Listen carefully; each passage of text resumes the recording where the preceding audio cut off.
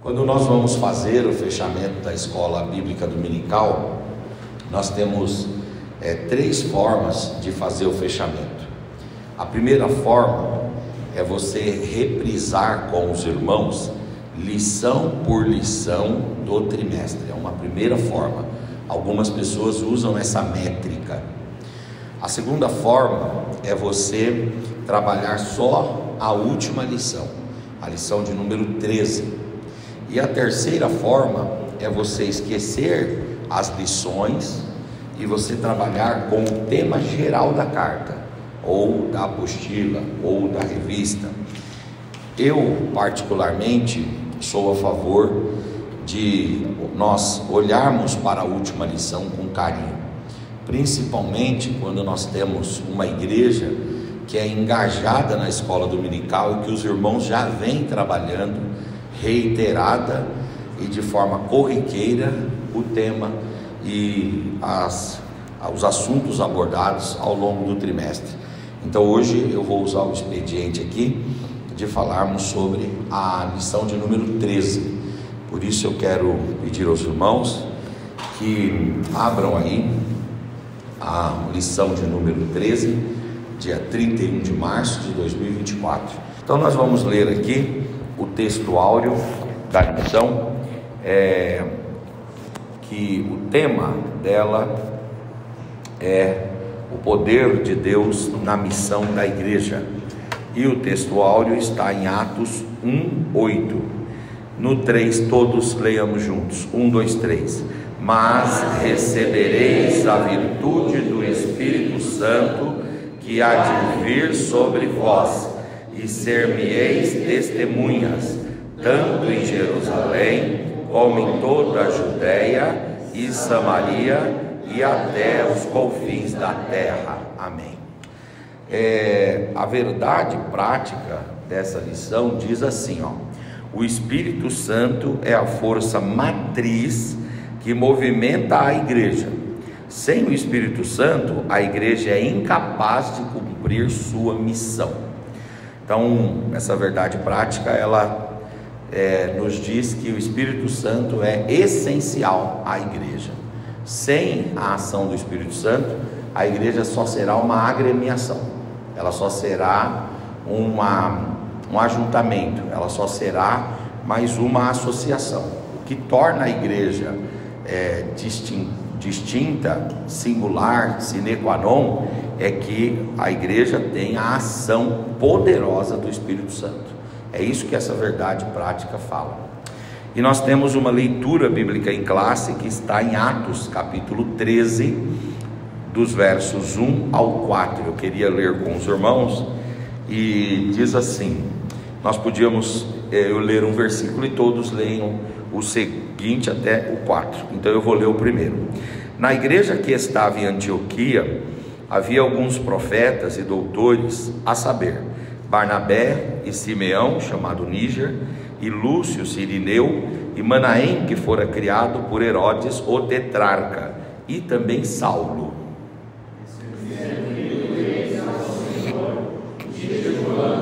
Disse o Espírito Santo, apartai-me a Barnabé e a Saulo para a obra que eu fez chamar.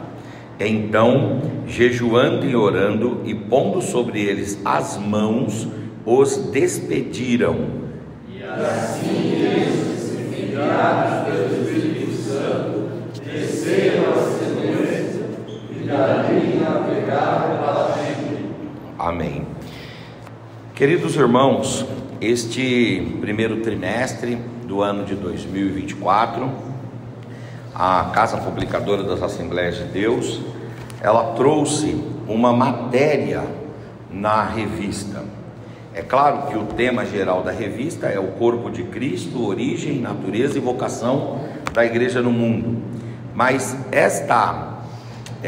este assunto, esta temática, ela está dentro de uma matéria da teologia sistemática e da Bíblia. Que matéria que é esta? é a matéria chamada eclesiologia.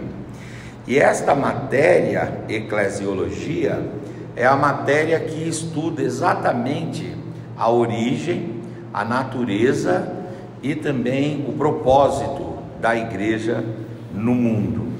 A palavra eclesiologia, ela vem de duas expressões gregas. A primeira delas é a expressão eclesia. E eclesia significa o quê? Significa assembleia, reunião, ajuntamento, comunidade. O termo mais usado é chamados para fora. Então, a expressão eclesia quer dizer reunião. Aqui nós estamos numa eclesia, porque nós estamos numa reunião. Quando nós fazemos uma assembleia no condomínio, nós estamos numa eclesia, porque ali nós temos uma reunião. Quando você reúne o time do trabalho para conversar com ele na segunda-feira de manhã e dar as diretrizes semanais, naquela reunião você tem uma eclesia, porque a eclesia ela tem a ver com este ajuntamento, com esta reunião. Agora, o termo mais usado para a igreja é comunidade dos chamados para fora. Por que comunidade dos chamados para fora? Porque no mundo grego existia um negócio que era as ágoras. O que eram as ágoras? As ágoras eram as praças públicas. Hoje nós temos as praças públicas e nas praças nós temos uma construção ali, principalmente nas praças históricas, chamada de coretos. Irmãos, ouviram falar, obrigado, Zé Alberto, ouviram falar já do coreto, não é isso? O que é o coreto? É aquela estrutura que tem geralmente no centro da praça, onde os corais se reúnem para fazer apresentações, certo? Culturais. Então, na cultura grega existiam praças, e essas praças eram chamadas de ágoras. E nestas ágoras, os povos, as famílias, as pessoas saíam de suas casas e vinham para as ágoras conversarem coisas concernentes às cidades. Então as cidades tinham demandas e estas demandas eram decididas democraticamente com a participação dos moradores da cidade, e estes moradores eram convidados a saírem de suas casas e virem para as ágoras e lá nas ágoras discutirem assuntos.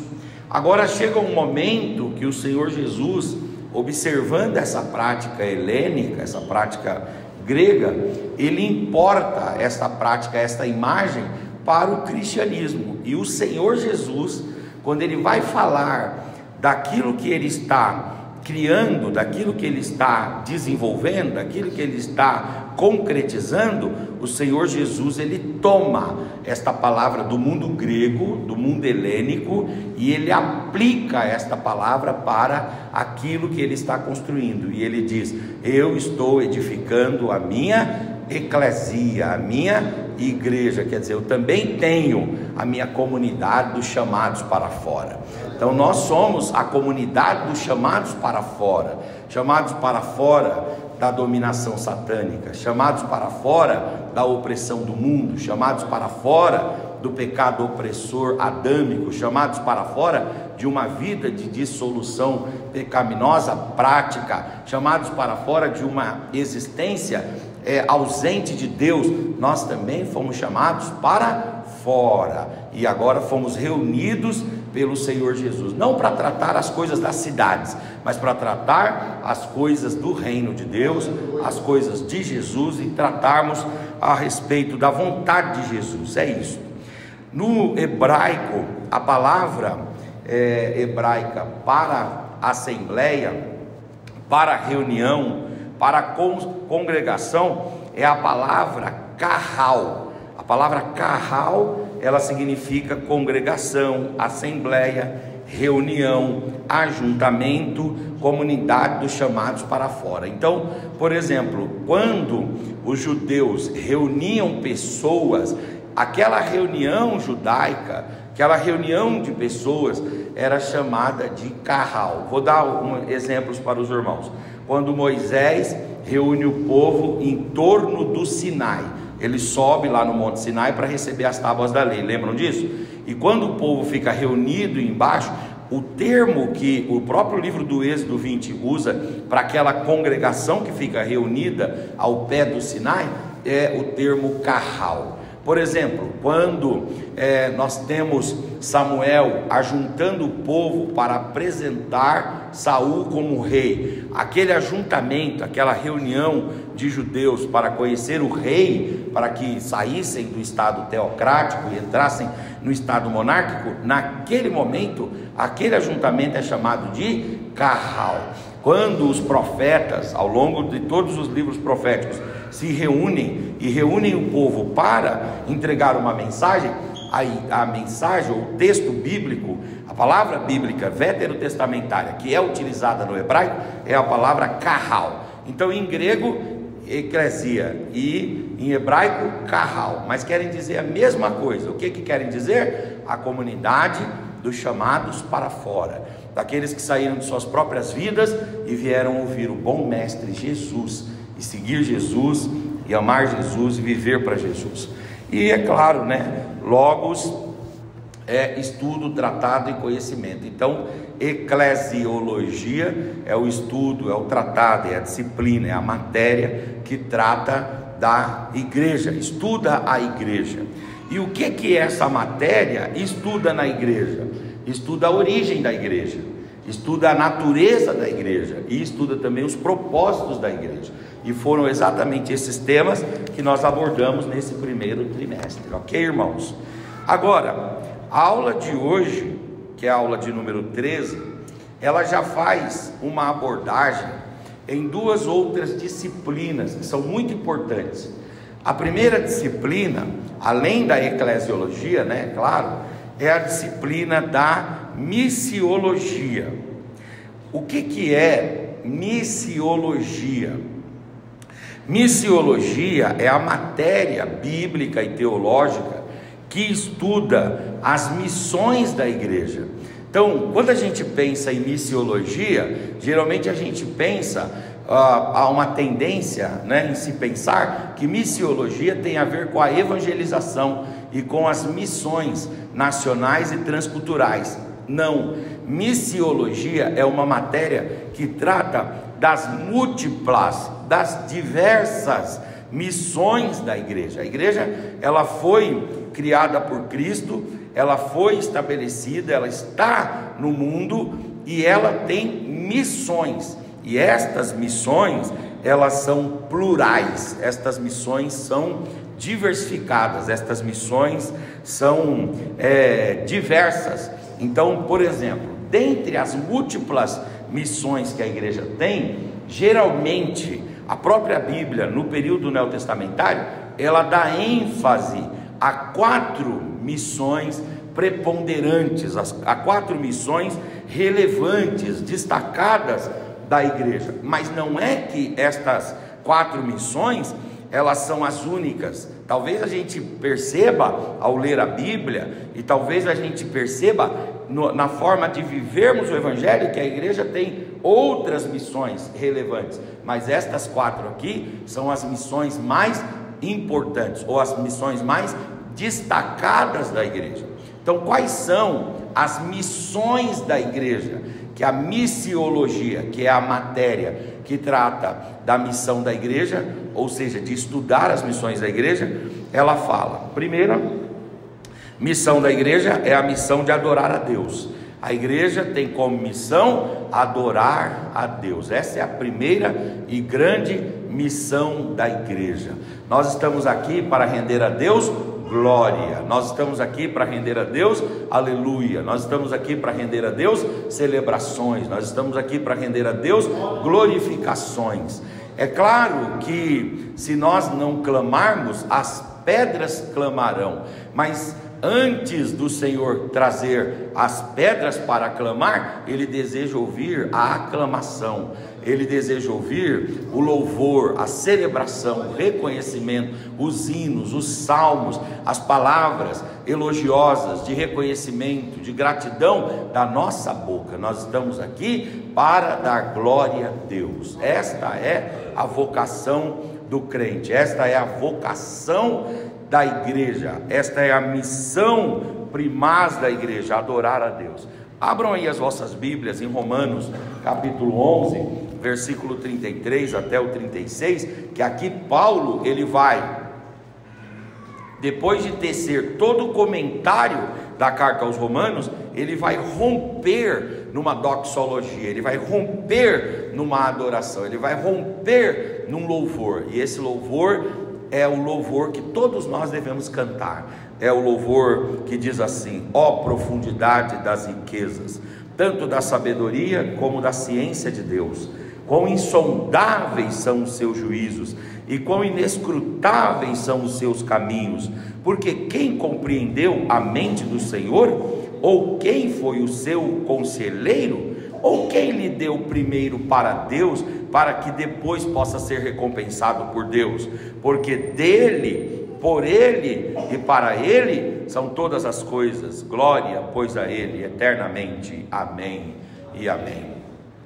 Tem um teólogo que fala sobre a eclesiologia, que ele diz que quando houve a rebelião angélica nos céus, Deus ficou como coral lacunoso, Deus ficou como coral celestial faltante.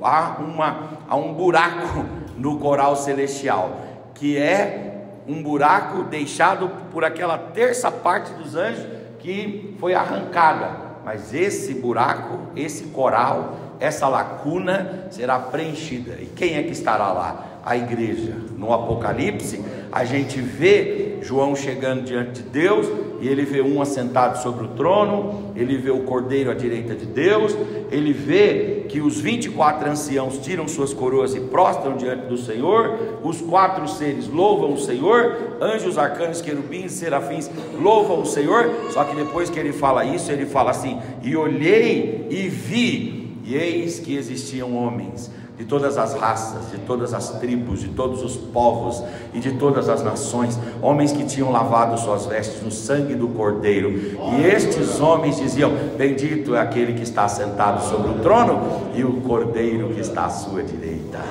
Aleluia, glória a Deus. Então aqui está uma missão da igreja. O crente é um adorador por natureza. O crente é um aclamador por natureza. Se ninguém der glória a Deus, aqui está você para dar glória. Se ninguém reconhecer a Deus, aqui está você para reconhecê-lo. Se ninguém tributar a Deus, aqui está você para tributá-lo. Amém, querido? A igreja, ela tem essa missão, a missão de adorar a Deus. Segunda missão da igreja é a missão de edificar-se mutuamente.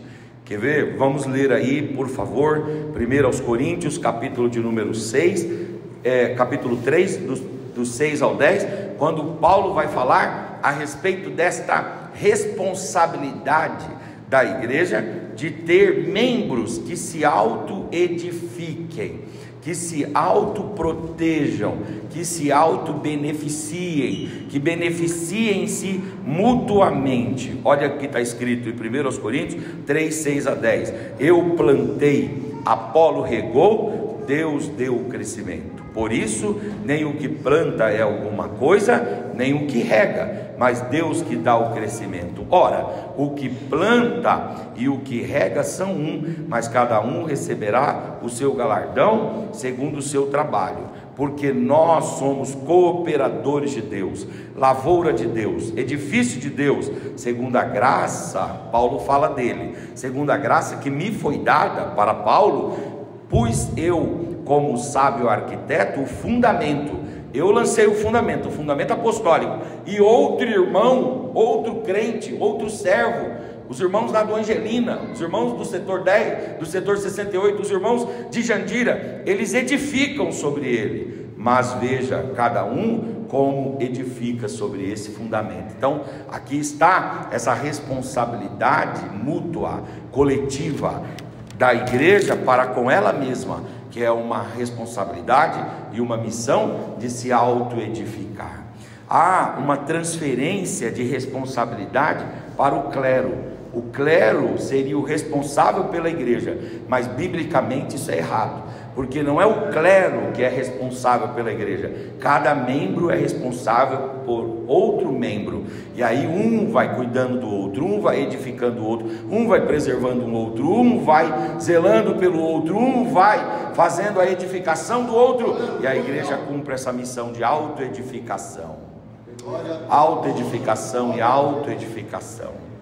É interessante, irmãos, que nós temos responsabilidade sobre os nossos irmãos. Você tem responsabilidade sobre esse crente que está aí do seu lado. Você pode até se estranhar com ele de vez em quando, porque as relações familiares nem sempre são, flores.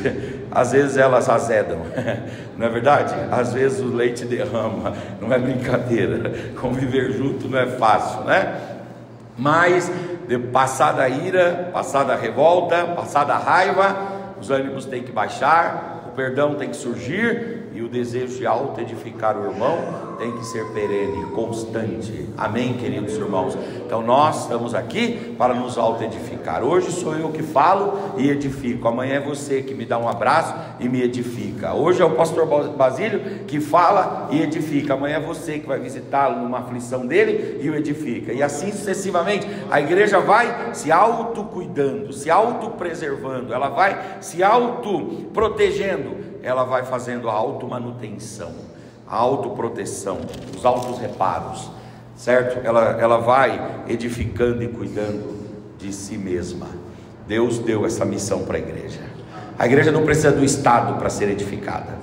A igreja não precisa das filantropias sociais para ser edificada. A igreja precisa dela mesma. Um órgão curando outro órgão. Aleluia, um sistema imunológico curando, aleluia, outro sistema imunológico, e o corpo vai sendo restaurado, mantido para a glória do Senhor.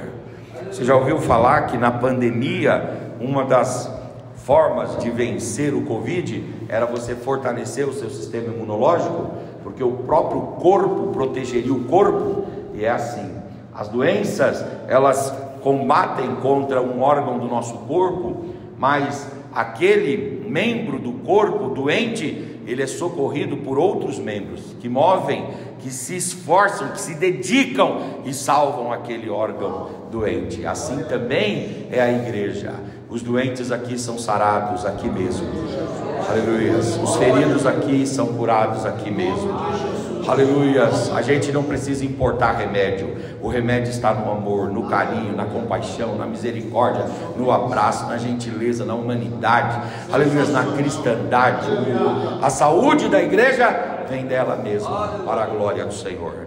É claro que vem da palavra, é claro que vem de Cristo, é claro que vem do Espírito Santo, mas Deus vai usar os próprios agentes. Fala a verdade, você já foi sarado pelo abraço de um irmão? Já foi? Você já foi curado, aleluias, pela visita de um outro irmão? Pela oração de outro irmão? Paulo diz assim, aliás, o escritor Tiago, a carta ao Tiago diz assim: orem uns pelos outros, e se houver pecado, confessem os vossos pecados uns para os outros. A igreja católica que criou esse negócio que a gente tem que ficar confessando os pecados simplesmente, unicamente para o clero. É claro que você precisa confessar para o clero. Por quê? Eu sou o pastor da igreja, digamos, para não usar o pastor Basílio como exemplo. Eu sou o pastor da igreja. Aí como é que eu sei se você está apto ou inapto para trabalhar? Você tem que ser leal comigo, me contar como está a sua situação, e eu vou cuidar de você, dizer: olha, afasta-se um pouco. Não é para te matar, não é para te destruir, não é para aniquilar você, é para você se restaurar, você se fortalecer. Então você precisa compartilhar com aqueles que estão na frente, mas você não precisa compartilhar, porque só virá perdão para você se vier daqueles que estão na frente. Não é assim. O perdão vem de Cristo, e cada crente aqui, através do sacerdócio universal de Cristo, pode perdoar um ao outro para a glória do Senhor. Aquilo que a igreja ligar na terra será ligado no céu, em nome do Senhor Jesus. Aleluia, glória a Deus. Então, irmãos, a igreja, ela tem essa missão de auto-edificar-se. Uma terceira missão da igreja é implementar o reino de Deus na terra. A igreja, ela não é o reino de Deus. Aliás, uma das lições desse trimestre, nós tratamos sobre isso, que a igreja não é o reino de Deus, mas a igreja, ela é o veículo, ela é o agente pelo qual o reino de Deus é implantado na terra. O reino de Deus é a energia, e a igreja é o cobre que leva a energia. Só tem energia nessa lâmpada aqui, ó, porque tem um fio ali que leva, ok? Se você tirar o fio, você tira a energia. A igreja, ela não é energia, ela não é o reino, mas ela é esse cobre, ela é esse caminho, ela é esse veículo, ela é esse condutor que faz com que o reino de Deus vá chegando. Aonde? Onde a igreja estiver, o reino de Deus chega. Aonde Jesus estava, ele dizia: o reino de Deus é chegado a vós. E se ele estivesse lá em Roma, o reino de Deus é chegado a vós. Aonde chega um crente, os valores do reino de Deus chegam ali. Aonde chega um crente, a mensagem do reino de Deus chega ali. A igreja não é o reino, mas o reino de Deus é exposto através da igreja. Deixa eu dar um exemplo prático para você disso aqui. Uma vez eu conversei com o pastor Daniel Olesi, não sei se eu já contei essa experiência para vocês, em outras vezes que eu vim pregar aqui. Daniel Olesi é pastor missionário lá em Malawi, e lá no Malawi há a prática da bigamia e da poligamia. Então, como é que funciona lá? Um homem pode casar com 2 mulheres, 3 mulheres, 4 mulheres, desde que ele sustente essas mulheres e cuide dos filhos dessas mulheres. Só que esse indivíduo se convertia, vinha para a igreja, e quando chegava na igreja, o que acontecia?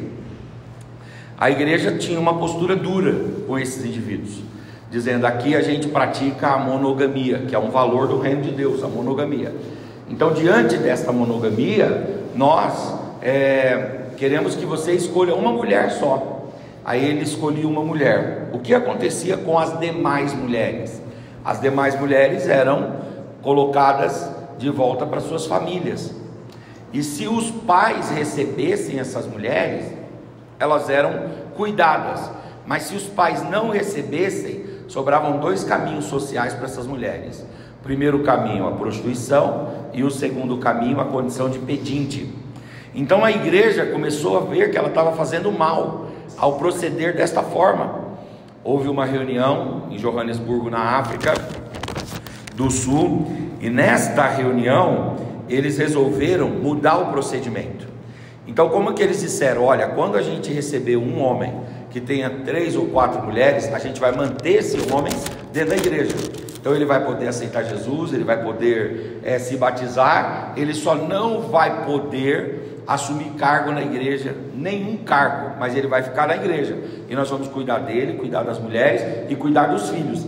E aí, se nós vamos colocar limites para ele. O primeiro limite é: não poderá tomar mais mulheres. Então vamos supor que ele estivesse com 2, não poderá tomar uma terceira, é um primeiro limite. Segundo limite: não poderá deixar essas mulheres, porque quando você entrou na igreja, nós não obrigamos você a deixar, então você vai conviver com elas a vida inteira, é um segundo limite. E um terceiro limite: os filhos casarão de forma monogâmica, não de forma bígama, nem praticando a poligamia. Então os filhos viverão de forma monogâmica. Eu disse: e aí, como foi? Aí ele falou: as primeiras gerações já tinham essa questão da bigamia, poligamia, mas na segunda geração a monogamia já era estabelecida, e aonde a igreja chegava, a monogamia estabelecida.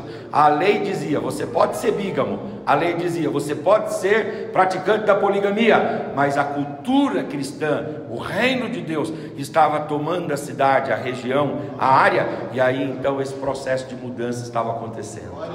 Aqueles que não eram influenciados pelo reino viviam de acordo com a lei, de acordo com a cultura local, mas aqueles que estavam influenciados pelo valor do reino de Deus já viviam de acordo com os valores do reino, de acordo com a palavra de Deus, de acordo com a Bíblia. E o que a igreja fez ali? A igreja instituiu exatamente os valores do reino. Tem hora que eu instituo o valor do reino na primeira geração, mas tem hora que eu não consigo estabelecer o valor do reino na primeira geração. Então eu vou desistir do lugar? Eu vou abandonar? Eu vou causar um mal que vai gerar um mal maior ainda? Não, eu vou acreditar que o reino de Deus é como água, que vai entrando em todas as ranhuras, em todas as veias, e aonde a minha força não chegar, onde a minha argumentação não chegar, o reino de Deus vai chegar, através do poder da palavra de Deus, através do poder do Espírito Santo de Deus, mudando cultura. Nesse aspecto, a igreja, ela age de forma anticultural, ou contracultural. Muitas vezes a igreja age na contracultura. Já viram aquele pastor que recebe um ébrio na igreja, e o indivíduo fica 40 anos na igreja, e ele fica 40 anos bebendo, ele morre, o pastor faz o sepultamento dele, e ele morreu até às vezes porque bebeu, caiu, se machucou, mas o pastor vai lá. Aí você diz assim, bom, então o trabalho do pastor foi inútil. Por quê? Porque ele trabalhou com esse camarada há 40 anos, enterrou esse camarada, e ele enterrou esse cara bebendo. Olha para os filhos dele, os filhos desse camarada estão na igreja, sadios, restaurados, limpos, cultivando suas famílias e odiando essa prática pecaminosa. A igreja, aleluias, ela vai estabelecendo o reino. Por isso que nós temos que acreditar nas pessoas, por isso que nós temos que acreditar no poder transformador do Evangelho. Por isso que se vem uma pessoa, nós não podemos ser preconceituosos, discriminadores. Não, nós temos que ter uma igreja acolhedora, uma igreja receptiva.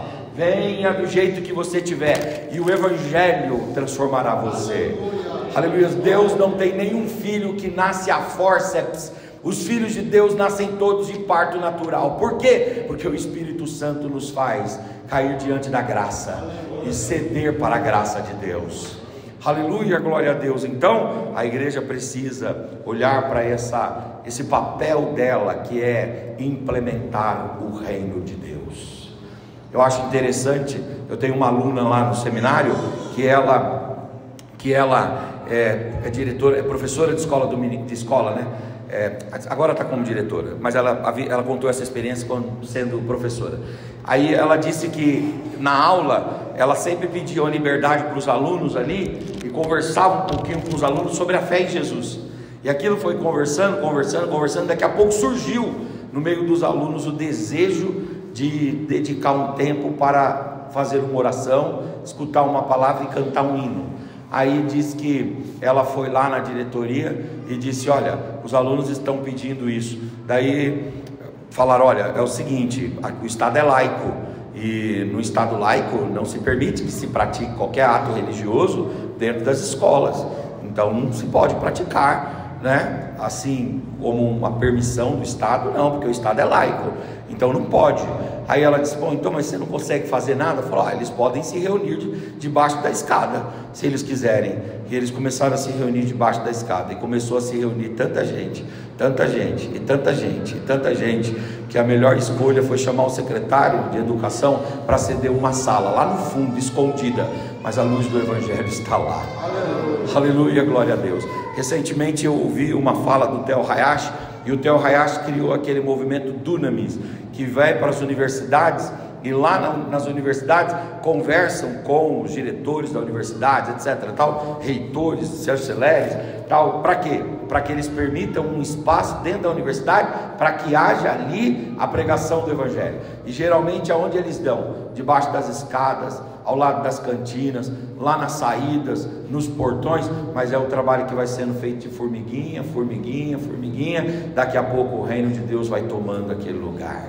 Eu tive lá no Arsenal algumas vezes com o Coronel Eliezer, que agora está em Brasília, né? Eu tive lá no Arsenal, e é muito interessante ali. Por quê? Porque o Evangelho foi entrando ali, né? E aí disseram, não, vocês têm esse local, aquele outro. Podem mudar, mudam inúmeras vezes, mas toda vez que você vai lá, tem um grupo de soldados, aleluias, que estão celebrando a fé, louvando a Jesus e adorando a Deus. A igreja, irmãos, ela não é o reino, mas a igreja tem como missão implantar os valores do reino de Deus. Vocês assistiram até O Último Homem, o soldado Doss, que é uma história verídica, que ele começa a orar. Uma das cenas, eu particularmente amo aquela cena que um coronel está falando no rádio e está dizendo, por que vocês não foram ainda? Nós estamos aguardando vocês. Aí o esquadrão todo disse assim, nós não vamos sair daqui até que o soldado Doss termine de orar. uma atitude simples, aleluia, mas o reino de Deus vai entrando através de você, os valores do reino vão entrando através de nós, amém, irmãos? Então a igreja tem como missão implantar o reino de Deus na terra. Uma quarta e última missão da igreja é que a igreja tem a missão da evangelização. Eu quero ler com os irmãos Mateus 28, 19 e 20, que diz assim: portanto, ide e fazei discípulos de todas as nações, batizando-os em nome do Pai, em nome do Filho e em nome do Espírito Santo, e ensinando-os a guardar todas as coisas que eu vos tenho mandado. E eis que eu estou convosco todos os dias, até a consumação dos séculos. Esse texto aqui, irmãos, ele fala que é uma responsabilidade da igreja fazer o quê? Evangelizar. A igreja precisa expor o evangelho do reino de Deus, levar a palavra de Deus, anunciar a palavra de Deus, pregar. E nós podemos pregar utilizando o rádio, podemos pregar utilizando televisão, podemos pregar promovendo cruzadas, podemos evangelizar fazendo evangelismo de casa em casa, um evangelismo pessoal, um evangelismo de massa. Podemos pregar fazendo uma missão nacional, fazendo uma missão transcultural, fazendo uma missão internacional. Não importa a forma, o importante é que cada um pregue a palavra de Deus e leve a palavra de Deus ao outro. Eu gosto daquele texto que fala que a igreja chegará nos confins da terra. Aonde serão os confins da terra? Onde é o confim da terra? Ah, pastor, pelo que eu estudei assim, o confim da terra é lá em Carapicuíba, né? Alguém fala que é em Jandira e outros falam que é em Barueri, os confins da terra, hein? Onde serão os confins da terra? Né? Onde fica esse lugar? Confins da terra. Bom, confins da terra tem um missiólogo que é o Timothy Carriger. O Timothy Carriger, ele sugere uma coisa muito legal. Ele diz assim: o confim da terra não é um lugar, o confim da terra é uma pessoa. E que pessoa é essa? É a pessoa que ainda não escutou o evangelho. Qualquer pessoa que não escutou o evangelho é um confim da terra. Falam que as Américas, elas são o último continente a ser descoberto, conquistado e estruturado, as Américas. Então seriam os confins da terra as Américas, né? América do Norte, América do Sul seriam os confins da terra. Mas na verdade, os confins da terra não são lugares, porque se nós tivéssemos então conquistado as Américas como o evangelho conquistou, então quer dizer que o nosso trabalho cessou. Por que a gente ainda continua tendo trabalho se a igreja já está em todas as cidades, bairros, vilas, etc? Ora, a gente precisa continuar a missão, porque os confins da terra não dizem respeito a um lugar, mas dizem respeito a uma pessoa. Cada pessoa que nasce sem ouvir o evangelho é o confim da terra. Cada pessoa que você conhece que ainda não é crente é o confim da terra. E o nosso papel é levar o evangelho para estas pessoas. Amém, queridos irmãos? Esta é a nossa responsabilidade. Quando nós entramos na igreja, o Senhor permite que a gente passe por um processo. E esse processo tem a ver com a conversão. Depois desse processo, passa pelo batismo nas águas, por imersão em nome do Pai, do Filho e do Espírito Santo. Depois, esse processo passa pela inclusão no corpo de Cristo, através da ceia do Senhor. Tomar a ceia e estar em comunhão vertical e horizontal. Depois que nós estamos já integrados ao corpo, nós precisamos ser cristãos funcionais. Porque se somos muitos membros, mas um só é o corpo, então cada um crente aqui é representante ou representa um membro, uma parte desse corpo. E qualquer membro, por mais aparentemente insignificante que seja, ele é extremamente relevante. Por exemplo, dizem que é possível viver sem vesícula. Já ouviu falar isso aí? Você pode tirar uma vesícula e viver sem vesícula. Tem gente que fez operação de vesícula e vive, né? Talvez até em nosso meio aqui tem alguém que extraiu a vesícula, certo? O meu pai extraiu a vesícula e morreu. Por quê? Cada órgão é importante. Não importa qual é o órgão. ele é importante. Consegue compreender o que eu estou dizendo? Não existe membro inútil, não existe membro dispensável. Então todos precisamos produzir no reino de Deus, e essa produção passa por nos tornarmos cristãos funcionais no reino de Deus. Você precisa produzir de alguma forma, você precisa fazer alguma coisa diante de Deus. Por quê? Porque quando chegar naquele dia, você tem que ter na sua vida cumprido Deuteronômio 16:16, que diz: ninguém poderá chegar diante de Deus de mãos vazias. Diante de Deus de mãos vazias. Aleluia. E é claro que Paulo, quando vai escrever aos irmãos de Corinto, ele fala que nós precisamos pensar no que é que nós vamos produzir, se a nossa obra é de palha, se a nossa obra é de madeira, se a nossa obra é uma obra passageira, efêmera, facilmente destruível, ou é uma obra sólida, uma obra de prata, de ouro e de pedras preciosas. Aleluia. O que é que faz com que a gente distingua uma obra de prata, ouro e pedras preciosas de uma obra de madeira, feno, palha? O que é que faz? Qual que é a distinção? A distinção não é a atividade em si, a distinção é a intencionalidade. É o que está por trás. Qual que é a sua vontade? O que está por trás? Qual é o seu interesse? Você prega pelo dinheiro? Você prega pela oferta? Você produz livros para vender e ficar rico? Você produz na obra porque você quer ter notoriedade? Você produz na obra porque você quer ter popularidade? Você produz na obra porque você quer aparecer acima dos outros? Você quer de alguma forma impor-se aos outros? Se esta é a sua posição intencional, interiorizada, se isso tem a ver com o que você leva dentro da sua alma, então a sua obra não passa de obra de feno, de palha e de madeira, logo será consumida pelo fogo.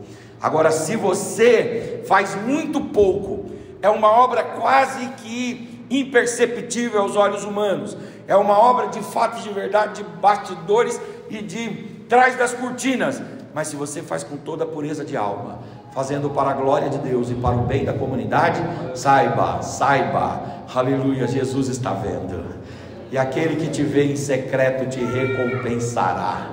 Aleluia, glória a Deus, aleluia, glória a Deus, aleluia, glória a Deus. Esses dias eu estava vendo a história do Milton Neves.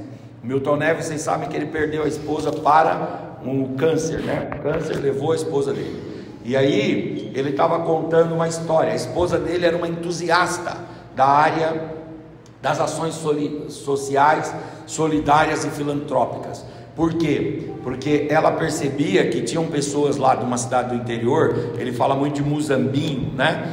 Ali, então as pessoas da região ali tinham que ir numa outra grande cidade tratar o câncer, pacientes oncológicos, e elas eram levadas pela ambulância do município, e a ambulância do município deixava-as lá na praça e vinha embora, e elas não tinham café da manhã, não tinham almoço, não tinham jantar, e às vezes elas passavam a noite lá na praça, porque a consulta foi remarcada de hoje para amanhã ou para 2, 3 dias. Quando elas terminavam o tratamento, aí a ambulância vinha no horário que eles marcaram e buscava, e as pessoas ficavam na praça. E a mulher dele chegou lá na praça e viu aquela situação, e ela chegou para ele e disse: nós temos condições, vamos fazer o seguinte, vamos comprar uma casa aqui, vamos colocar nessa casa funcionários, e nós vamos dar abrigo para essas pessoas. Então nós vamos fornecer o café da manhã, o almoço, o lanche da tarde, a janta, e cada pessoa que chegar, nós vamos deixar num quarto dessa casa, uma suíte que nós vamos criar nessa casa, uma suíte simples, mas com ar-condicionado, simples, uma cama para a pessoa descansar, um banheiro para ela tomar banho, um frigobar para ela colocar alguma coisinha, e daqui ela vai para a consulta dela, e depois quando a prefeitura vier buscar, ela é liberada a partir desse lugar. Criou um mini hotel. E aí ele disse assim, o Milton Neves, a mulher dele morreu na luta contra o câncer, e aí ele disse assim, muitas pessoas já disseram assim, para de investir lá. Aí ele disse, eu não posso parar essa obra, pode ser que seja uma obra que ninguém vê, mas faz diferença para muita gente. Aqui está o reino de Deus estabelecido, aqui está a vontade de Deus estabelecida, aleluia, glória a Deus. Nós temos muitos irmãos generosos dentro da igreja, muitos irmãos que cuidam de outros irmãos, que socorrem outros irmãos, aleluia, e aqui cada um é funcional, Eu acho interessante, irmãos, interessante como Deus não ressuscitou Tiago. Por exemplo, Tiago morreu a fio da espada por Herodes, sim ou não? Lá em Atos, capítulo de número 12, né? O Tiago morre ali a fio da espada. Só que no mesmo texto mostra a Dorcas, que não era uma apóstola, nem uma apostila. A Dorcas era uma costureira. Ela não tinha o dom da palavra, ela não tinha eloquência, ela não tinha uma mente poderosa igual a do Tiago, e ela não tinha experiência de ter andado com Cristo como o Tiago, irmão de João, teve. Ela só tinha o quê? Ela só tinha uma agulha. Mas o Senhor diz: ressuscita. Essa obra dela é muito importante. Aleluia, glória a Deus. O Tiago, o Senhor não ressuscitou, mas a Dorcas, o Senhor diz: essa daí é importante, dá mais tempo para ela. Aleluia, para que ela costure mais roupas, e mais roupas, e mais roupas, e mais roupas. No reino de Deus todos nós podemos ser funcionais. Aleluia, levante a sua mão, eu quero deixar uma palavra para você. Deus coloca a bênção dele sobre essas mãos. Estas mãos vão produzir no reino de Deus. Aonde essas mãos tocarem em nome do Senhor Jesus, você vai ver a bênção de Deus se estabelecendo, você vai ver o cuidado de Deus se estabelecendo. Deus colocou a bênção sobre as suas mãos. Uramacandarabai, Amachurabai, aleluia. Fala para o seu irmão: não recolha a sua mão, ela é muito importante no reino. Aleluia, aleluia, aleluia. A sua mão é muito importante no reino de Deus. Aleluia. A igreja tem as suas missões. E como é que a igreja faz para cumprir essas missões? Porque são missões complexas, são missões difíceis, são missões que, humanamente falando, a igreja sozinha ela não consegue cumprir. Só tem um jeito da igreja cumprir as suas missões: ela sendo cheia do Espírito Santo. É por isso que eu disse que a matéria toda ela fala de eclesiologia. A aula de hoje fala de duas matérias. Primeira, que é a matéria da missiologia, que fala sobre as missões da igreja, e segundo, a matéria da pneumatologia. Essa matéria é a matéria do estudo do Espírito Santo. Então hoje trata do Espírito Santo como o agente que capacita, instrumentaliza, prepara a igreja para que a igreja consiga exercer o seu papel. A igreja tem papéis, ela tem deveres, ela tem responsabilidades, ela tem obrigações, mas ela é municiada, ela é instrumentalizada, ela é servida por Deus com todo o aparato necessário para que ela possa exercer esta função. Ninguém aqui pode dizer: não estou preparado. Por quê? Porque o Espírito Santo de Deus já nos foi dado, e Ele é quem nos ajudará a cumprir todas as nossas missões, todas as nossas funções, todas as nossas responsabilidades. Será que eu posso, pastor, ir lá com o pessoal da capelania no hospital ou na UPA orar por um doente? Eu não sou médico, eu não tenho a aprovação do Conselho Federal de Medicina, eu não sou médico, mas será que eu posso ir lá? Você pode. O que é que te credencia? O que é que te habilita? O que é que te autoriza? O que é que te dá legitimidade e competência?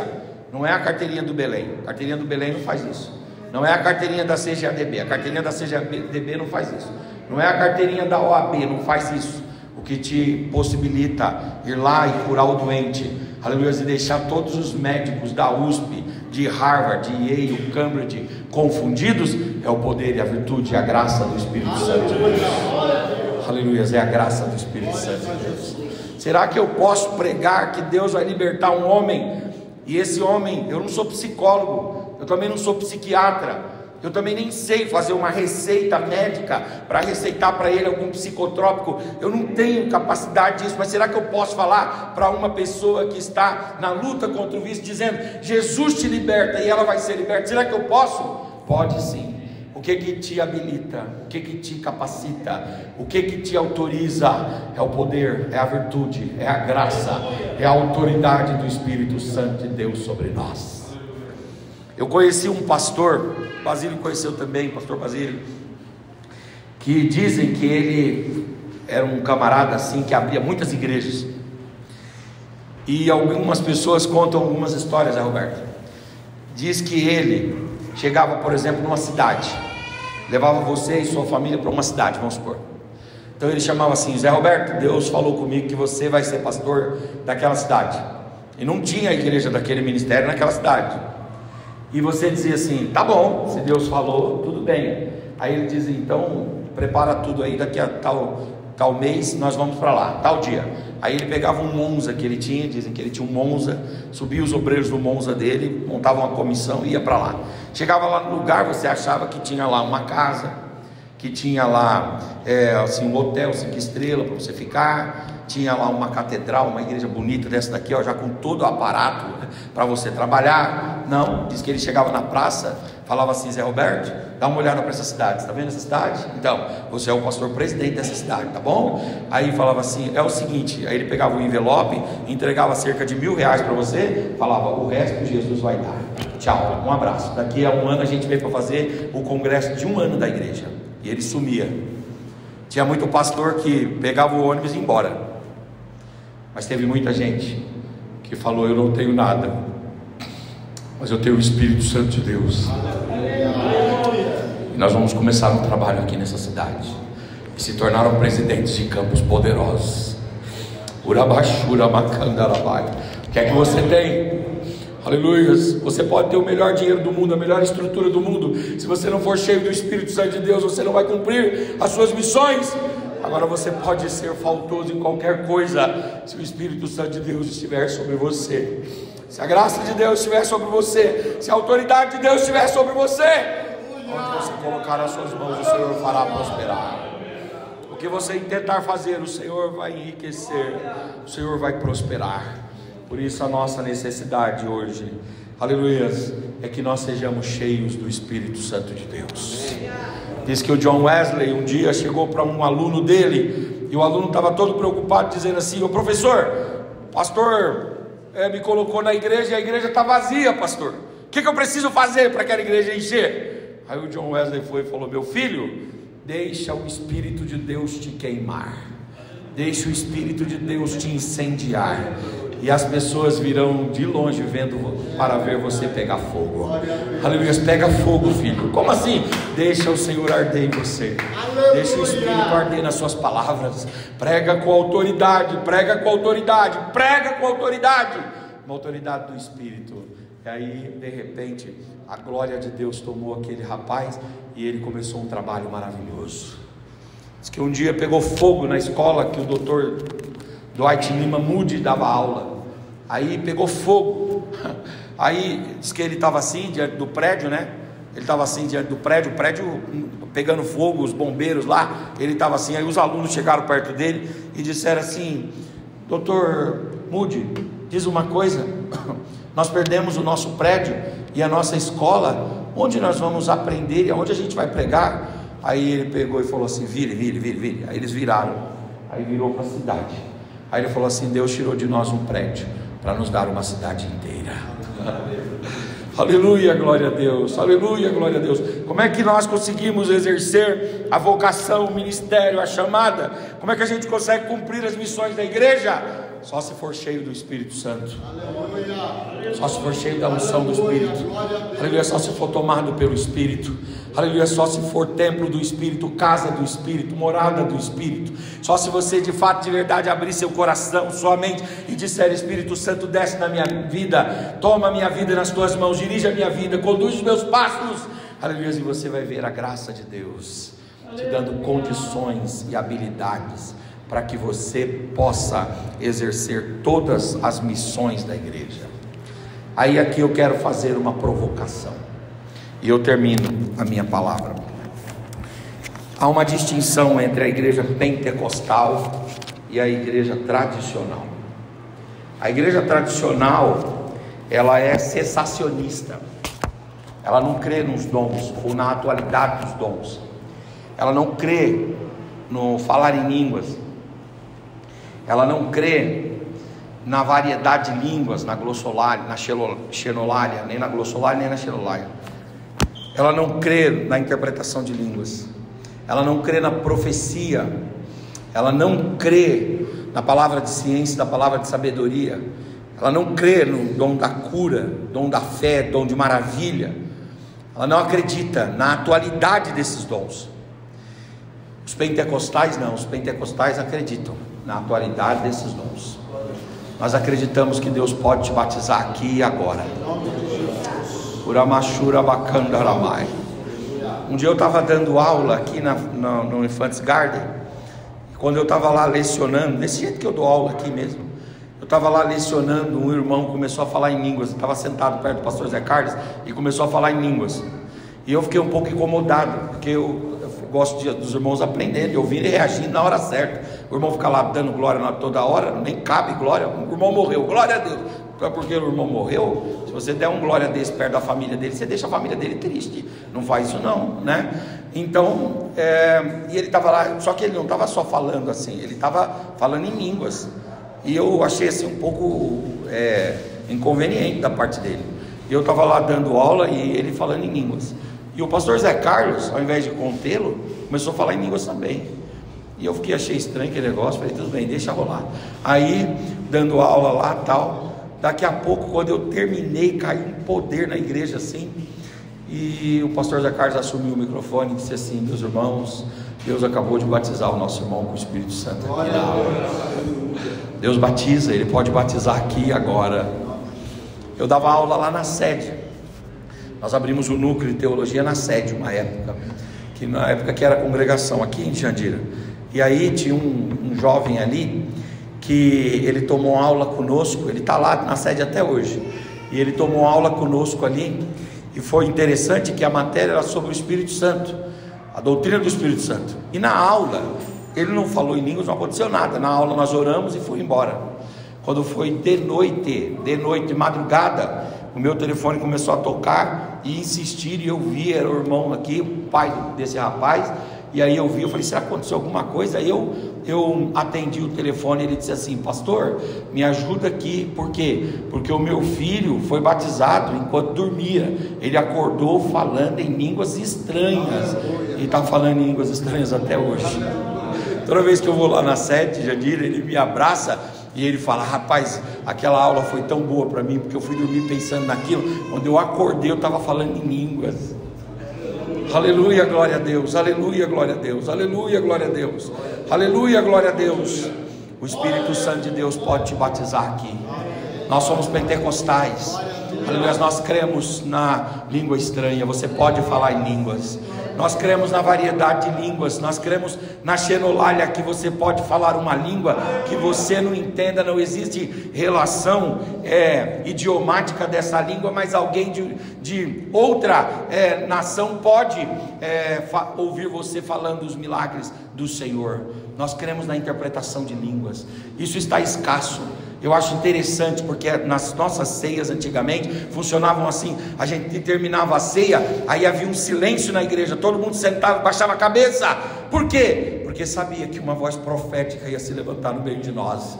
Aleluia, mas ainda tem profetas de Deus.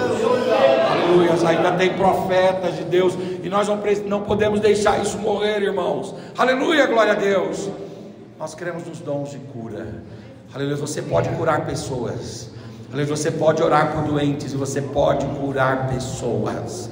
Aleluia, não ignore esta realidade. Pastor, mas eu não tenho credencial. Não é credencial não, eu gosto muito de bater nessa tecla. Vocês até me perdoem às vezes a minha irritação com isso, mas é porque há por parte de uns religiosos um apego tão grande a essas nomenclaturas e a esses títulos, como se esses títulos fossem responsáveis por alguma coisa. Não, se nós fazemos alguma coisa é pela graça e pelo poder de Deus, por mais nada. Aleluia, nós podemos curar pessoas. Você pode expulsar demônios. Sabia que você pode expulsar demônios? Não anda muito tranquilo pela rua não, viu? De repente cai uma pessoa endemoniada dentro do ônibus, e você está lá ouvindo, né, a sua playlist do Spotify, só indo de fogo, né? E aí fala assim, aqui é uma crente aqui, ó, né? Eu sou canela de fogo, não é verdade? Vão chamar você.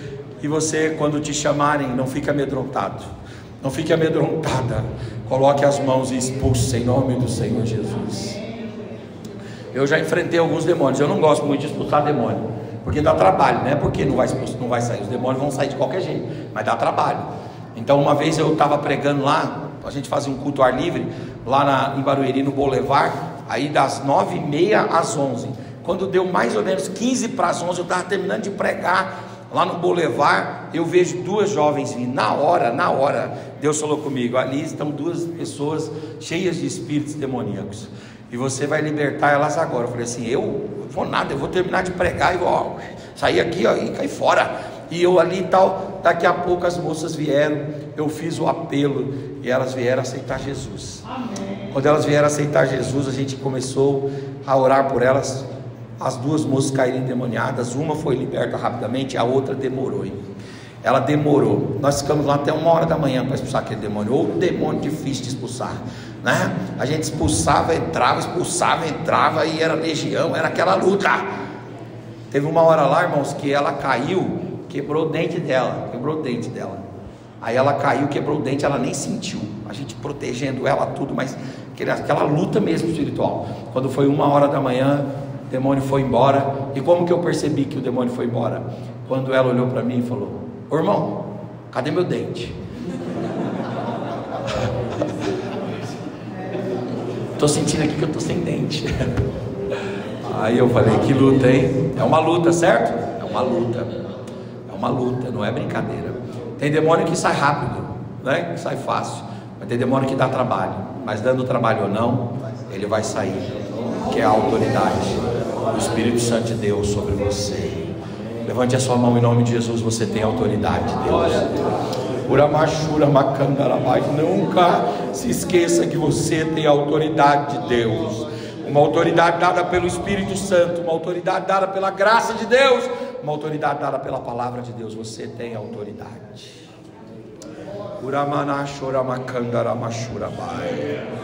A igreja precisa ser cheia do Espírito Santo. É esta a mensagem de hoje, porque se ela não for cheia do Espírito Santo, ela não cumprirá bem as suas missões.